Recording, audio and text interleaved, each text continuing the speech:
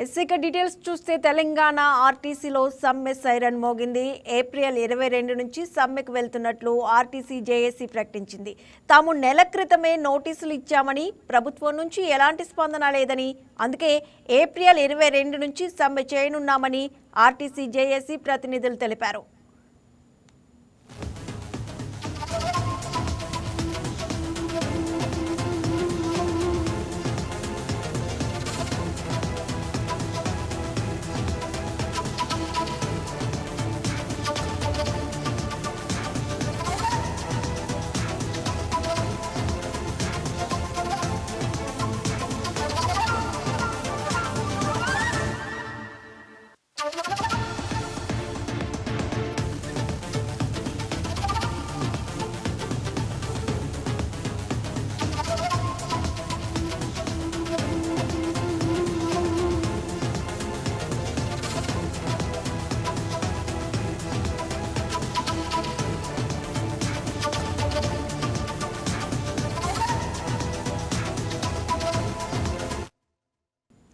ఇవాళ సాయంత్రం labour కమిషనర్తో RTC JAC ప్రతినిధులు జరిపిన చర్చలు విఫలమయ్యాయి.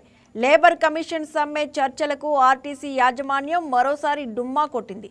దీంతో తమ డిమాండ్లు నెరవేరే వరకు సమ్మె నుంచి వెనక్కి తగ్గకూడదని జేఏసీ నిర్ణయించుకుంది. ఈ క్రమంలోనే సమ్మె సైరన్ మోగించారు.